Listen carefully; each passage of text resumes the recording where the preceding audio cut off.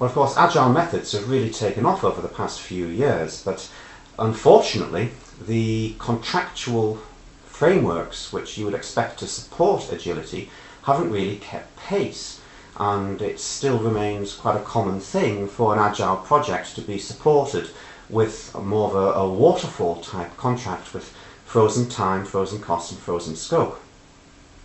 Now that of course isn't particularly efficient, and there are moves afoot right now to start shifting the legal position, if you like, the prevailing legal position towards what's known as an evolutionary contract model. Okay, where instead of freezing time, freezing cost, freezing scope, we allow things to, of course, evolve, which is, you know, a great thing for agility.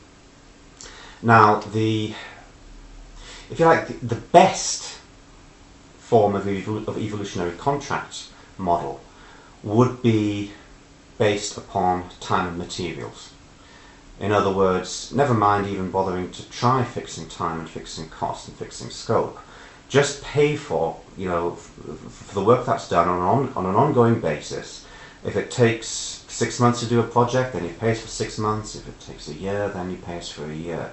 That, if you like, is the ideal, at least from the supplier's point of view. Okay? From the client's point of view, it's not such an attractive proposition, because the client, of course, doesn't really want to, you know, effectively give a supplier a blank check, you know, or to be writing out an indefinite number of checks anyhow, month after month, year after year, perhaps. So that sort of model, the time and materials model, may not actually give us very much in terms of mileage. We will probably end up having to adopt contractual models that support quantifiable measures of value in some form.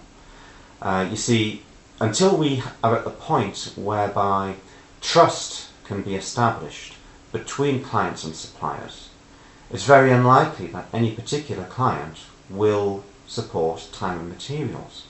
There would have to be something quantifiable that's being delivered, which the client could pay for. You know, they could observe it and then pay for it.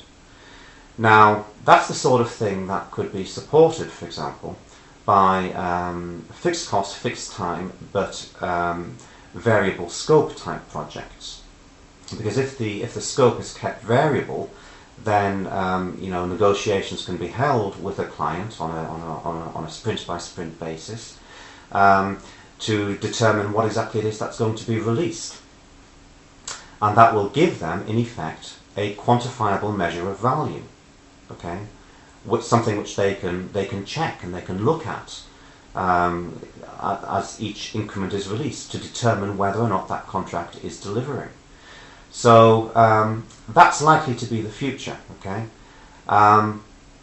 something else which is likely to be a feature of evolutionary contract models which support agility would be perhaps a ternary type of contractual model. In other words, a three-way type of contractual model in which the deliverables, the increments that are released, are held in escrow until such time as they are signed off.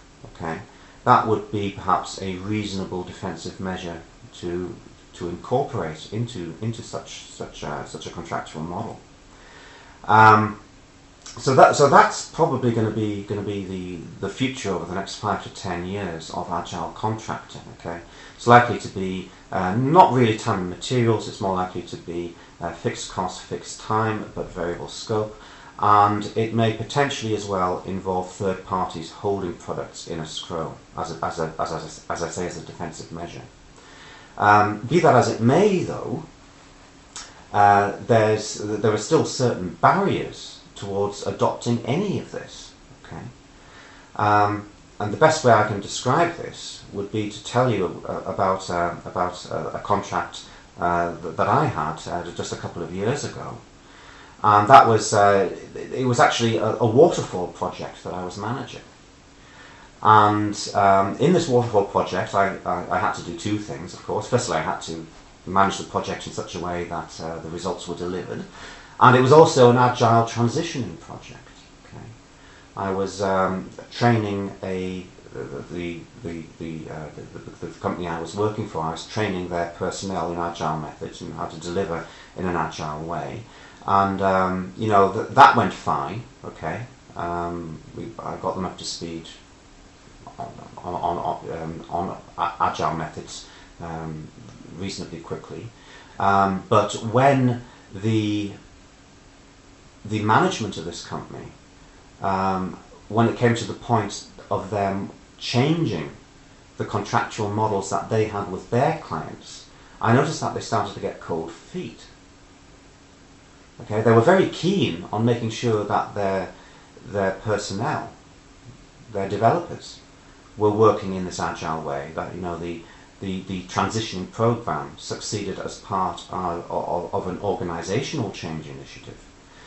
But they weren't so keen on actually making their company agile in a publicly facing way. They wanted to keep, in short, waterfall contractual arrangements with their clients. And the reason for this was because it was a very, very lucrative way of managing things. Okay? There's a lot of money that can be made on change requests. Okay? You can, in fact, double or triple the size of a contract through change requests. So that's a real barrier to change. It's the opposite of what you might expect.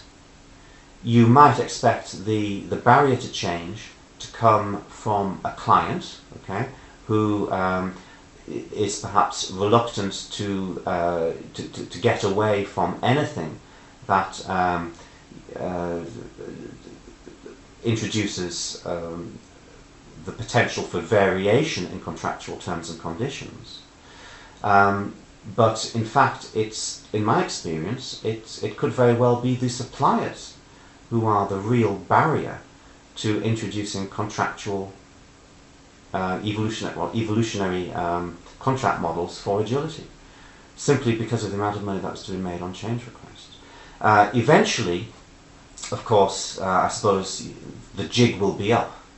That's the way to describe it, because through market forces, through arbitrage, I suppose, the margins that are to be found through these kinds of inefficiencies that lead to change requests, those will be reduced. Eventually, clients will get wise and they'll start saying, "Well, hold on a minute, can't we at least vary the scope?"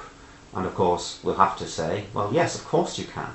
But from the point of view of suppliers, at least the more mercenary suppliers, the further that they can put off that day, the longer they can delay it, the better.